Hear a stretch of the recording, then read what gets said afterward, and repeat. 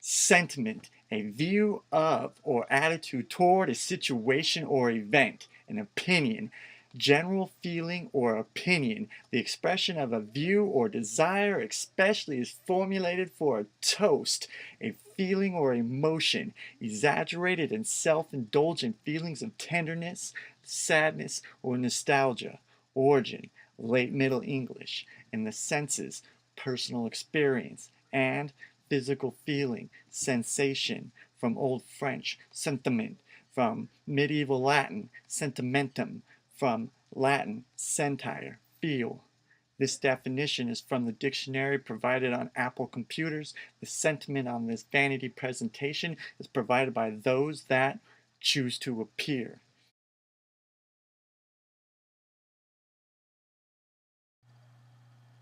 As you should.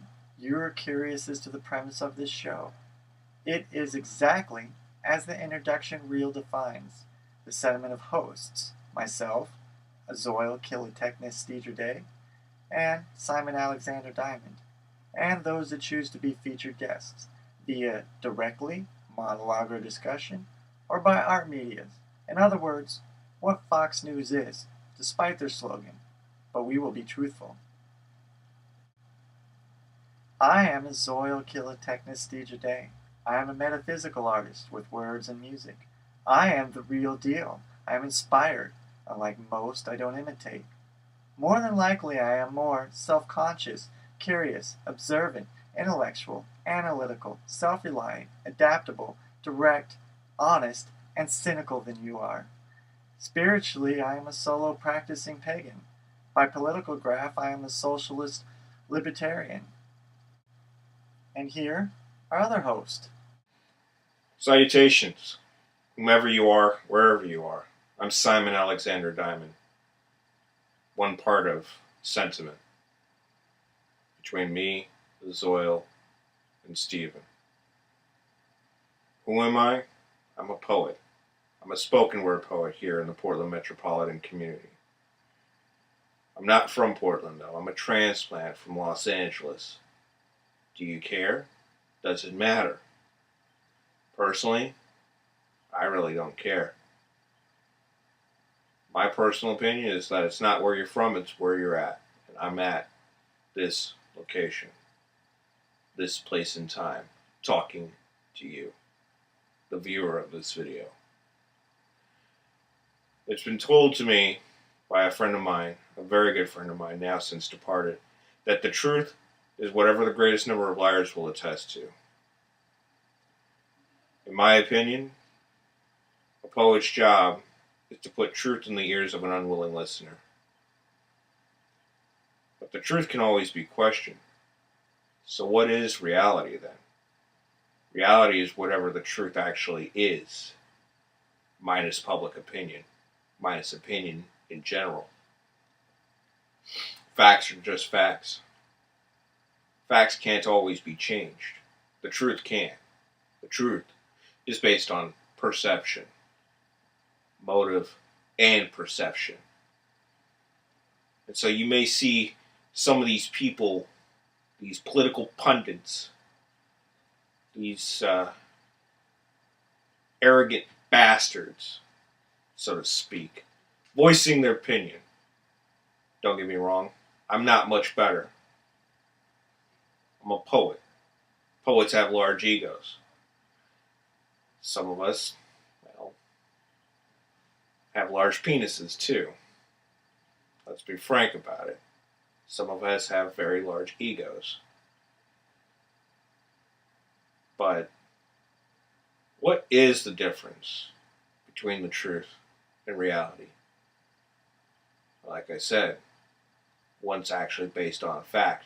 The other is just based on whatever the greatest number of liars will attest to.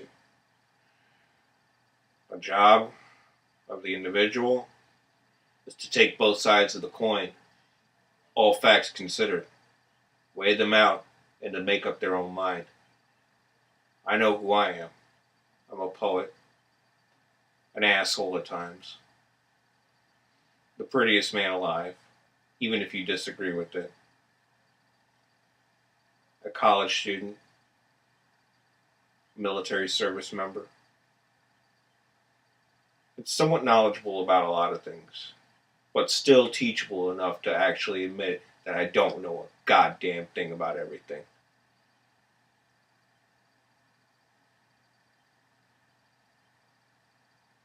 That's who I am.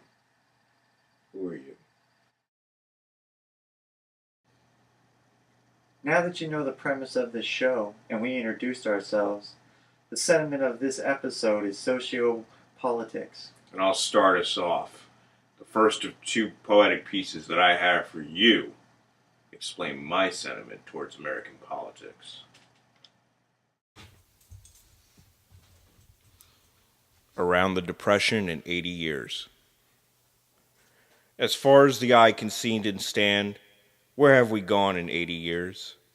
Across the seven seas demand has led us weeping now in tears. Where have we gone in 80 years? Our nation's lust for cash and fame has led us weeping now in tears. Is it any wonder we have no shame? Our nation's lust for cash and fame, the antecedent to World War. Is it any wonder we have no shame? Are we rotten at the core? The antecedent to World War. Rally for the fascist state. Are we rotten at the core? Survival's not up for debate. Rally for the fascist state? Across the seven seas demand survival's not up for debate as far as the eye can see or stand. Across the seven seas demand as flesh falls from mandibles. As far as the eye can see and stand, we are living just like animals. As flesh falls from mandibles, what have we done in 80 years? We are living just like animals. No wonder why we're weeping tears. Do the same thing over again. Expect a different result from last. America defines insanity in their need for peace through war and cash. We are our own land plot. We are buried in our own tomb. We are poetry in bloom. We are the country time forgot. My sentiment is via a song titled Fabrication to the Republic for which it stands, off my forthcoming album, Ancient Bite of Inuit.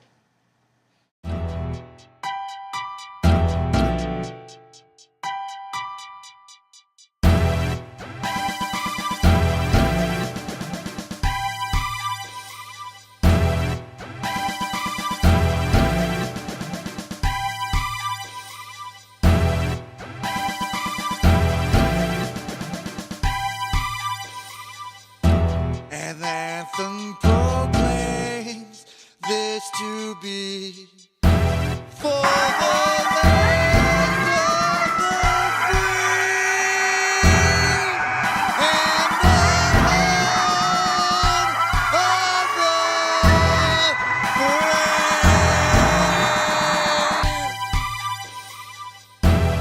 Why does not the American dream include me? The privilege of an education has only amounted to debt.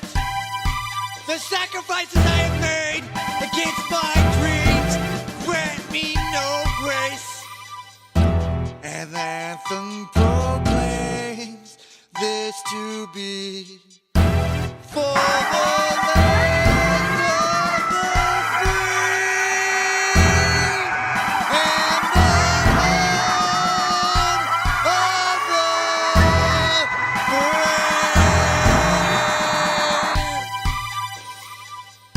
Where I come from, local property taxes only subjected me to supervisors and textbooks rendered obsolete in the hills. The time I was not in class, I had to be earning my own cash. An anthem proclaims this to be for the land of the free and the home of the brave.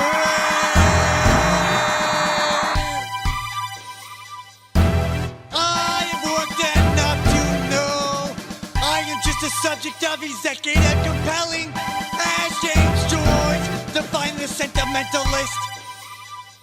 If I wish to raise myself up, unmade, if to serve without will in the voluntary military, an anthem proclaims this to be for the land of the free and the home of the brave. Soldiers are told only enough to fight without guilt for the Republic. Civilians are misinformed, keep them from resenting the Republic. The media corporations that do not want their subjects to think, hiding the truth rather than sharing wisdom. An anthem proclaims this to be for the land of the free and the home of the brave. Was the anthem true, there would not be this slavery, just as the Romans fell to their blood-stained dust.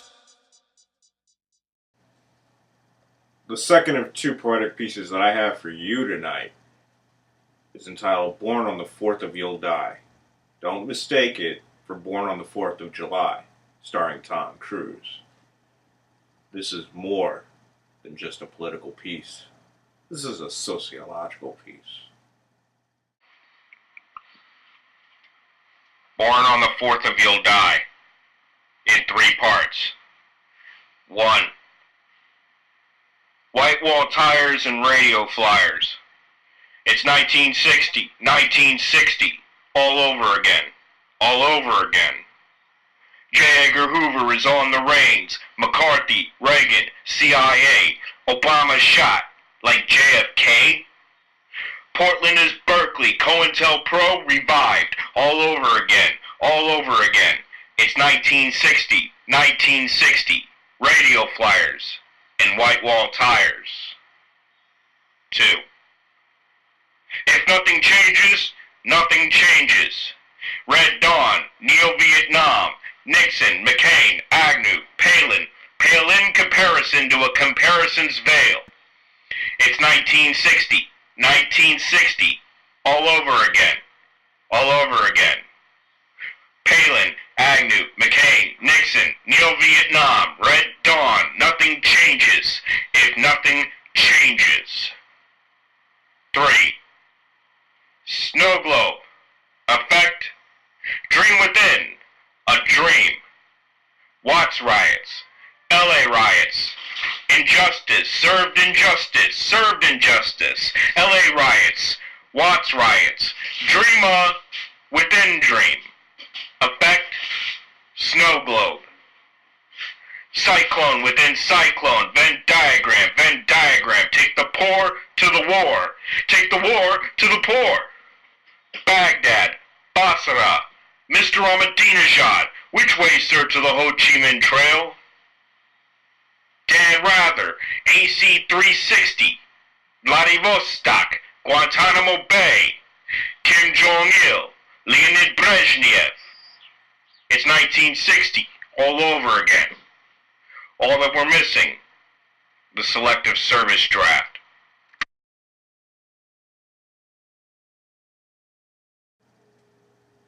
That's the time you have with us this episode.